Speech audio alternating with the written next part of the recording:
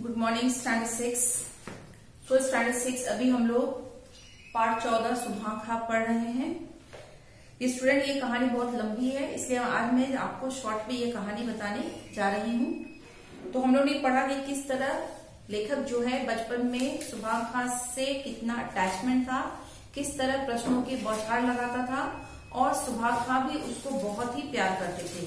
वो जब भी अपने देश जाते तो उसके लिए क्या लेके आते थे, क्योंकि उसे छुहारा बहुत पसंद था, इसलिए वो वहां से छुहारा लेकर के आते थे। और सुभाखा का एक अरमान था कि वो हज की यात्रा करे और उन्होंने क्या किया, अपने लिए पैसे इकट्ठे किए और हज की यात्रा करके वापस लौट आए। लेकिन जब सुभाखा हज की यात्रा करके जब वापस लौटे तो उनका पूरा वक्त मीन्स ज्यादा से ज्यादा वक्त ईश्वर की बंदगी में, ईश्वर की दुआ प्रार्थना में ही बीतता था। और उसके हाथों में हमेशा तस्वीर रहती। तस्वीर आप लोग देखते होंगे, जैसे आप लोग जैसे हिंदू धर्म को मानते हो तो हाथ में एक माला रहती है जिसमें आप लोग पढ़ते रहते हो, राम नाम जपते हो। ठीक उसी प्रकार मुस्लिम्स लोग के हाथ में भी तस्वीर होती है और वह उसमें जुड़े हुई जो मोती होती है उसको वो पढ़ते हैं, उसमें दुआ प्रार्थना करते हैं।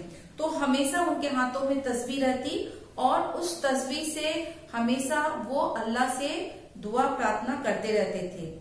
और जब भी गांव में या मोहल्ले में जब भी कोई झगड़ा होती तो सुभाखा क्या होते, बड़ी ईमानदारी से उन झगड़े को दूर करते थे, सुलझाने का काम किया करते थे। तो सुभाखा की एक बड़ी दिली इच्छा थी कि वो एक छोटा सा मस्जिद बनाए और उन्होंने ऐसा किया भी। उसने बहुत ही खूबसूरत छोटा सा गांव के लिए एक मस्जिद का निर्माण किया। उस समय सुभाखा की हाथें नहीं, जो क्योंकि वो एक अच्छा कारीगर था, लेकिन कमजोर होने के कारण उन्होंने स्वयं काम नहीं किया, बल्कि लोगों से बहुत ही ईमानदारी से लोगों से काम करवा करके एक सुंदर सा मस्जिद लोगों के लिए उन्होंने बनाया।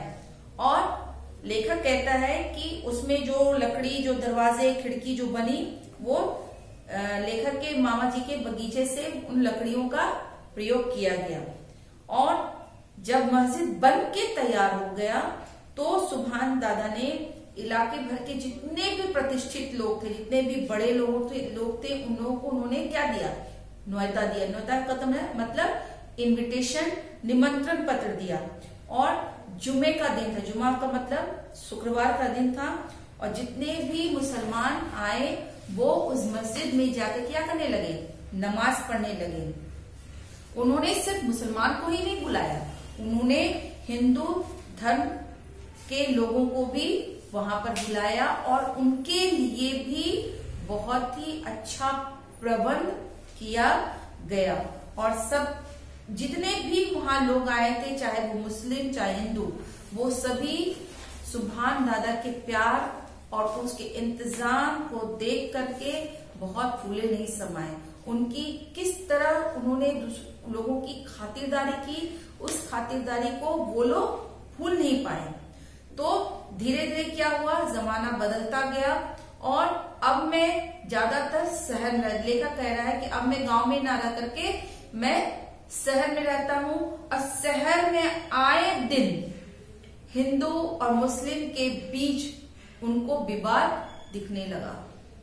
जहां लोग एक पहले क्या करते थे कि आए दिन लोग एक साथ उसी सड़क पर चलते थे, एक साथ एक टेम्पो में बैठते थे। कोई मुस्लिम हिंदू की दुकान से सामान खरीदता था तो कोई हिंदू मुस्लिम के दुकान से सामान खरीदता था। कितना भाईचारा था आपस में। लेकिन अचानक से कब उन लोगों के सर पे शैतान सवार हो जाता है कोई नहीं जानता। और जब शैतान सवार होता है तो लोग एक दूसरे के खून के प्यासे हो जाते हैं। चारों तरफ हल्ला भगदड़, खून खराबा होते रहता है, आगजनी होती है और लोग भूल जाते हैं कि ये मुसलमान भाई ने हमारी मदद की थी, या ये मुस्लिम भूल जाते हैं कि इस हिंदू भाई ने हमारी मदद की थी। लोग ये भूल जाते हैं, सिर्फ उनके दिमाग में सिर्फ एक ही बात आती है कि किस तरह एक दूसरे के खून को हम बहाएं। शहरों की यह बीमारी धीरे धीरे क्या हुआ, ये बीमारी गांव में नहीं थी, ये बीमारी शहरों के अंदर लगी हुई थी, लेकिन धीरे धीरे ये बीमारी गांव के अंदर भी प्रवेश करने लगी। गाय और बाजे के नाम पर टकरार होने लगी। लोग छोटी छोटी बातों को ढूंढना शुरू कर दिए। किस चीज के लिए? लड़ाई झगड़ा करने के लिए, गाय के लिए वो लोग झगड़ा करने लगे।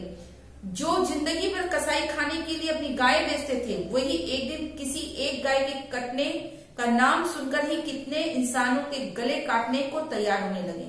यहाँ पर कहता है लेखक कि बहुत से हिंदू लोग अपनी गायों को कसाई खाने में बेच देते थे, है ना, क्योंकि वहां पर गाय कटती थी। लेकिन जब अंदर में नफरत भर जाती है तो एक गाय के कटने पर लोग एक दूसरे को मारने और मरने के लिए तैयार हो जाते हैं। जिनके शादी ब्याह पर्व त्योहार बिना बाजे के नहीं होते, जो अपनी मुहर्रम की गमी में गाजे बाजे की धूम किए हैं, अब अपनी मस्जिद के सामने से गुजरते हुए 1 मिनट के बाजे पर खून की नदियां बहाने को उतारू हो जाते थे।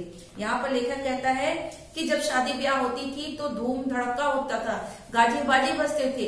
मुहर्रम के समय भी लोग गाजे बाजे लेकर के निकलते थे, लेकिन लोगों के दिलों में नफरत इस तरह घर कर गई है कि अब उस गाजे बाजे को भूल करके लोग एक दूसरे को मारने के लिए तैयार रहते थे। बहाना ढूंढते थे, छोटा छोटा बहाना ढूंढते थे ताकि आपस में टकरारें होती रहे। कुछ पंडितों की बनाई, कुछ मुल्लाओं की चलती बनी। ये क्यों होता है? क्योंकि धर्म के नाम पर हम लोग अंधे होते हैं और हम लोगों को धर्म के नाम पर लोगों को क्या क्या आता है, पागल बनाया जाता है, उकसाया जाता है। और ये काम कौन करता है? जो मस्जिद में बैठे हुए मौलाना, मंदिरों में बैठे हुए पुजारी, गिरजाघरों में बैठे हुए पादरी, मीन्स जितने भी धर्म के ठेकेदार हैं, वह लोगों की भावनाओं के साथ खिलवाड़ करता है ना। संगठन और तंजीम के नाम पर फूट और कलह की बीज बोने जाती है। क्या होता है कि लोगों के अंदर धर्म के नाम पर कट्टरपंथी भरी जाती है। एक दूसरे को संगठित किया जाता है कि भाई आप मुसलमान भाई हो, आप हिंदू हो, आप ईसाई हो, तो इसके अंदर दिमाग में हम लोगों को ये बीज भरी जाती है। कितने नौजवान कितने घर फूके, बाकी बच गए खेत खलियान, वे अंग्रेजी अदालत के खर्चे में फूक गए। खबर फैली इस साल सुभानदादा के गांव में मुसलमान भी कुर्बानी करेंगे। इलाके में मुसलमान कम थे, लेकिन उसके जोश का क्या कहना। इधर हिंदुओं की जितनी गाय पर ममता न थी, उससे ज्यादा अपनी जायदाद पर घमंड था। तानातानी में बाजार गर्म। खबर यह भी फैली कि सुभानदादा की मस्जिद में ही कुर्बानी होगी। मीन्स ये जो लड़ाई था वो गांव तक पहुंच गया और सुभानदादा के द्वारा बनाई हुई मस्जिद में यह खबर आई कि सुभानदादा की मस्जिद में गाय की कुर्बानी दी जाएगी। सुभानदादा की मस्जिद में कुर्बानी? नहीं, ऐसा नहीं हो सकता। अगर हुई तो क्या होगा? हमारी नाक कट जाएगी। क्या कहेंगे? इतने हिंदुओं के रहते गौ माता के गले पर छुरी चली। अब यहाँ आन की बात शुरू हो गई, है ना। जो हिंदू अपने गांव गाय को कसाई खाने में बेचते थे, आज वही हिंदू ये कहने लगे कि इतने हम लोगों के रहते एक गाय की हत्या हो जाएगी, ये हम होने नहीं देंगे। क्योंकि उनके दिलों में वो नफरत की बीज किसने बोया था? पंडितों ने, मुल्लाओं ने नफरत की बीज उनके दिलों में बो दिया था। छुरी से गौ माता को बचाना है तो गौरा गौरी के कसाई खाने पर हम धावा करेंगे। और सचमुच जोश है तो चलिए मुजफ्फरपुर, अंग्रेज फौज की छावनी में, जहां मोटी ताजी बछियां काटी जाती है, लेकिन वे हमारी आंखों से दूर है।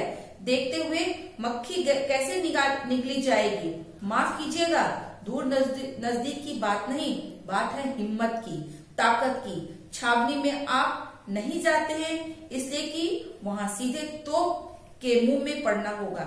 यहाँ मुसलमान एक ही मुट्ठी है, इसलिए आप टूटने को उतावले हैं। तो लोगों ने कहा कि ठीक है, तुम लोग को गाय को ही बचाना है ना, तो जाओ अंग्रेजों की छावनी के पास, वहां भी तो गाय काटी जाती है।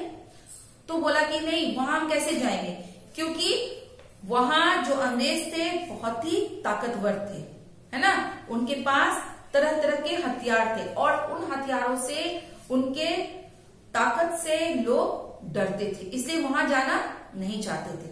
उन लोगों का कहना था कि मैं कहाँ जाऊंगा, वो जो कम संख्या में है, जो मुस्लिम कम संख्या में है, मैं उन पर धावा बोलूंगा। आप सुभान खां का पक्ष ले रहे हैं, दोस्ती निभाते हैं, धर्म से बढ़कर दोस्ती नहीं। तो लेखक को कह रहा है कि आप तो उनका पक्ष ले रहे हो, सुभान खां जो एक मुस्लिम है, आप उसका पक्ष ले रहे हो। कुछ नौजवानों ने मेरे मामा की बात ऐसे लगी कि वहां से उठकर चल दिए, लेकिन जितना भी गुस्सा किया जाए, चीखा चिल्लाया जाए, यह बात थी कि मामा के बिना मस्जिद की रजामंदी के किसी बड़ी घटना को कोई पैर उठाने की हिम्मत नहीं कर सकता। लेखक के मामा जो थे गांव में इतने दमदार थे, इतने ताकतवर थे कि उनकी परमिशन के बगैर कोई भी हिंदू कोई भी कार्य नहीं कर सकता था। उधर सुभान दादा के दरवाजे पर भी मुसलमानों की भीड़ थी। न जाने दादा को कहां से जोश आ गया, वह कड़क कर बोले, गाय की कुर्बानी नहीं होगी, मैं फालतू बातें सुनने को तैयार नहीं हूँ, तुम लोग हमारी आंखों के सामने से हट जाओ। जब सुभान खां को पता चला कि गाय की कुर्बानी मेरे मस्जिद में होगी, तो वो बोले कि मेरे मस्जिद में कोई गाय की कुर्बानी नहीं होगी, तुम लोग यहाँ से चले जाओ। क्यों नहीं होगी? क्या हम मजहब के नारे छोड़ देंगे? मैं कहता हूँ यह मजहब नहीं है, मैं हज से ही आया हूँ, कुरान मैंने पढ़ी है, गाय की कुर्बानी लाजमी नहीं है। अरब के लोग दुम्बे और ऊंट की कुर्बानी करे तो वो रोने वाले कौन होते हैं? हमारे मजहब में वो दस्तदाजी क्यों करेंगे? अब यहाँ पर सुभान खां ने क्या कहा कि गाय की कुर्बानी नहीं होगी, क्योंकि मैं हज करके आया हूं और मैंने भी कुरान शरीफ पढ़ा है। तो सुभान वो लेखक के जो और जो दोस्त थे, जो हिंदू दोस्त थे, उन्होंने कहा कि वो हमारी मजहब पर क्यों करेगा, क्यों दखलंदाजी हमारी मजहब पे करेगा। तो उनकी बात उनसे पूछो, मैं मुसलमान हूँ, कभी अल्लाह को नहीं भूला हूँ, मैं मुसलमान की हैसियत से कहता हूँ कि मैं गाय की कुर्बानी नहीं होने दूंगा।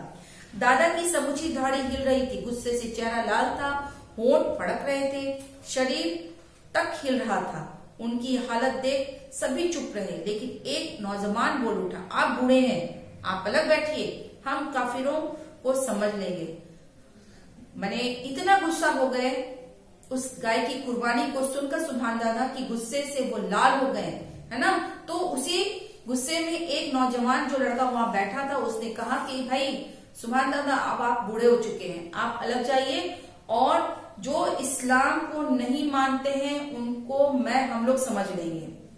कल्लू का बेटा, जवान संभाल कर बोल, तू इसे काफिर कह रहा है और मेरे बुढ़ापे में मत जा, मैं मस्जिद चल रहा हूँ, पहले मेरी कुर्बानी हो लेगी तब गाय की कुर्बानी होगी। अब यहाँ पर कहता है कि तुम मुझे बूढ़ा समझ रहे हो, मैं अभी जा रहा हूँ मस्जिद, मस्जिद में अगर तुम्हें गाय की कुर्बानी करनी है तो सबसे पहले तुम्हें मेरी कुर्बानी करनी होगी, उसके बाद ही तुम गाय तक पहुंच पाओगे। सुभान दादा वहां तनातनी की हालत में मस्जिद में आए, नमाज पढ़ी, फिर तस्वीर लेकर मस्जिद के दरवाजे पर तख्त पर मेरी लाश पर ही कोई भीतर घुस सकता है कहकर बैठ गए। अब क्या हुआ, सुभान दादा मस्जिद आते हैं, उन्होंने क्या किया, नमाज पढ़ा और अपने हाथों में तस्वीर लेकर के मस्जिद के दरवाजे पे बैठ गए और उन्होंने यहाँ लिखा कि मेरी लाश को गुजर कर ही कोई अंदर मस्जिद के अंदर आ पाएगा। और आंसुओं की लड़ी उनके गाल से आती उनकी दाढ़ी को भिगाती गिरती जा रही थी, साथ में तस्वीर के दाने गिर रहे थे और होंठों पर जरा जरा सी जुम्बिश नहीं तो उनका समूचा शरीर संगमरमर की मूर्ति सा लग रहा था, निश्चल निष्पद। धीरे धीरे मस्जिद के नजदीक लोग इकट्ठा होने लगे। अब सुभान दादा पूरे दृढ़ निश्चय से मस्जिद की सीढ़ी पर बैठ गए और ऐसा प्रतीत हो रहा था कि वो एक संगमरमर की मूर्ति के समान सफेद दाढ़ी लिए बैठे हुए हैं और वो उसको देख करके वहां जितने भी लोग थे धीरे धीरे सभी लोग वहां इकट्ठे होने लगे, पहले मुसलमान फिर हिंदू भी। आप गाय की कुर्बानी पर का सवाल दादा की आंसुओं की धार से धसकर न जाने कहां चला गया। वह साक्षात देवदूत से दिख रहे थे। देवदूत जिसके रोम रोम में प्रेम और भाईचारे का संदेश लेकर वायुमंडल में व्याप्त कर रहा था। उस समय हिंदू और मुस्लिम सब इकट्ठा हो गए और उस समय सुभान दादा एक एंजल के समान, एक फरिश्ते के समान दिखाई दे रहे थे, जो लोगों के बीच उपजी हुई नफरत को कम करने का प्रयास कर रहे थे। एक एंजल के समान, एक देवदूत के समान उन्हें समझाने का प्रयास कर रहे थे कि नफरत से कुछ नहीं होने वाला है, नफरत करने से आपका ही नुकसान होगा। इसलिए हमेशा एक साथ भाईचारे के साथ हम लोगों को एक दूसरे का साथ देना चाहिए, तभी हम आगे की ओर बढ़ सकते हैं। अभी यहाँ पर मैंने ब्लैक बोर्ड पे आपको कुछ मैंने वर्क दिया है, मूल शब्द और प्रत्यय को अलग करना है। तो इसमें मूल शब्द और प्रत्यय हम अलग करेंगे। तो सबसे पहला मूल शब्द हो जाएगा प्रतिष्ठित, प्रतिष्ठा हो जाएगा, और इसमें जो प्रत्यय लगा है वो है इत प्रत्यय। ठीक है। ईमानदारी में ईमान जो हो गया वो मूल शब्द हो गया, और दारी जो होगा वो प्रत्यय हो जाएगा। गुस्सेवर में गुस्सा जोड़ वर, नीलापन में नीला ये मूल शब्द हो गया, और पन हो गया आपका प्रत्यय। क्लियर। धारीदार में धारी और दार जो हो गया वो प्रत्यय हो गया। मासूमियत में मासूम जोड़ इयत प्रत्यय। सज्जनता में सज्जन जोड़ ता। रोमांचकारी में रोमांच जोड़ कर। तो इसे आप अपनी बुक में अवश्य कर लीजिएगा। Thank you.